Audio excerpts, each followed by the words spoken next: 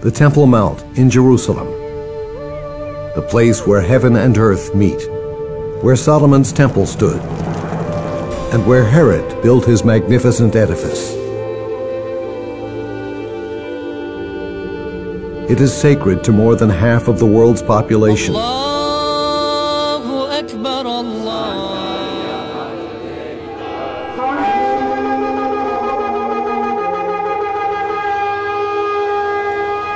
However, some of its past has remained enigmatic. It is the most politically contested site on the planet, and so no archaeological excavation has ever taken place here. Now, for the first time in the history of Jerusalem, we have the opportunity to reveal the hidden treasures that are buried in its soil.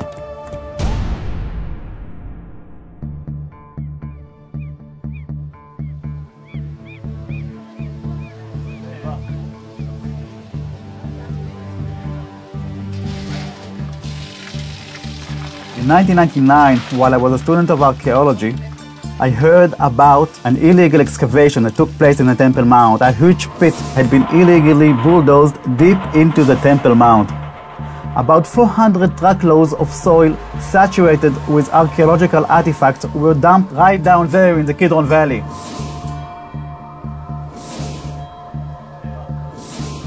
Together with other intrigued students, we examined the dumps and realized that they could be a treasure trove of information about the Temple Mount.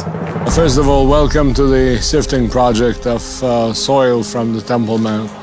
Dr. Gabriel Barkaim, a professor, enthusiastically helped us identify and date the finds. As a result, we were invited to present the finds of the survey in an important archaeological conference. The significance of the finds led us to establish a project for systematically sifting the soil from the Temple Mount.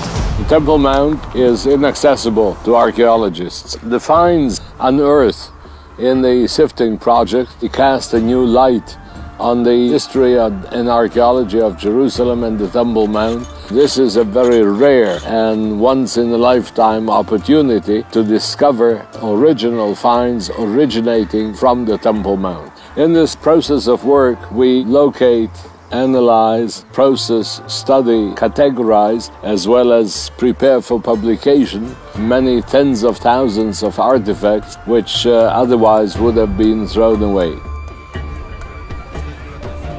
These are the coins. Now, these are clean coins. They came back from a laboratory cleaning. You'll find a coin and it will look like a green chunk of mud. Spread the material on the tray, that way. And then we'll wash the mud off of it. And that's it. So good luck to everyone. What is special about this project is that volunteers from all over the world come here and can experience a tangible connection with the history of Jerusalem. They can touch shards, pots, soil, special architecture elements. And in this way, they can connect to the bigger picture of Jerusalem as a whole. We have been blessed with a constant stream of people from all over the world, totaling more than 150,000 who responded spontaneously to this research and to this opportunity and came to work with us. It might be. Yeah, Dina, can you look at something? Is that possibly a coin? Yes it is. Very lucky group.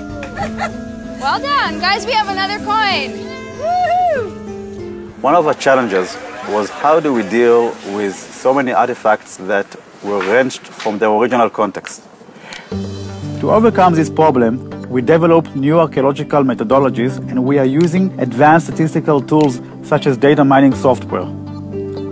These new techniques have the potential to produce unprecedented insights into the Temple Mount's history. Our finds tell the story of the many generations of the Temple Mount. They include fragments of magnificent public buildings, jewelry, beads, thousands of ancient coins, figurines, arrowheads, fragments of inscriptions on stone and pottery, dice and game pieces, and much more.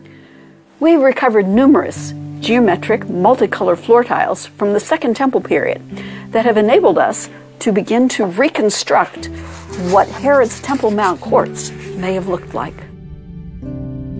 The entire open-air courts were laid with stones of all colors and all sorts.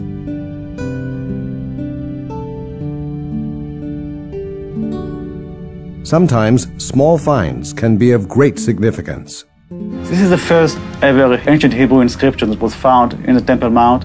This seal impression was attached to a fabric, to a sack of money, of gold, silver, but it also has a name on it. And the name of the family of priests is Immer, which is mentioned in the book of Jeremiah, and we know about Pashhur, the son of Immer, which was the general manager of the temple.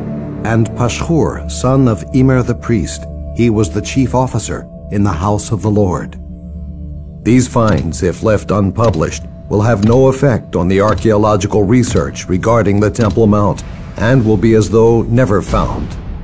Our main target now is to come up with a proper scientific report, publication that will encourage an educated debate and educated discussion of the entire history of the Temple Mount.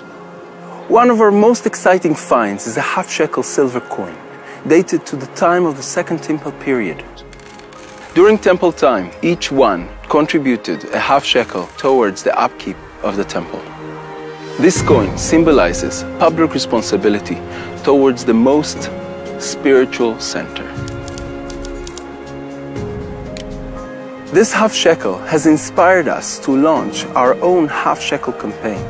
This coin represents a collective effort by concerned people from all over the world to bring to light the true story of the Temple Mount. Each one who is numbered in the census shall give this, half a shekel according to the holy shekel, half a shekel as an offering to the Lord. The future of the Temple Mount is in your hands. Your half shekel will help tell the story of the Temple Mount. Now the project has reached a tipping point. Donate today so that we can take it to the next level.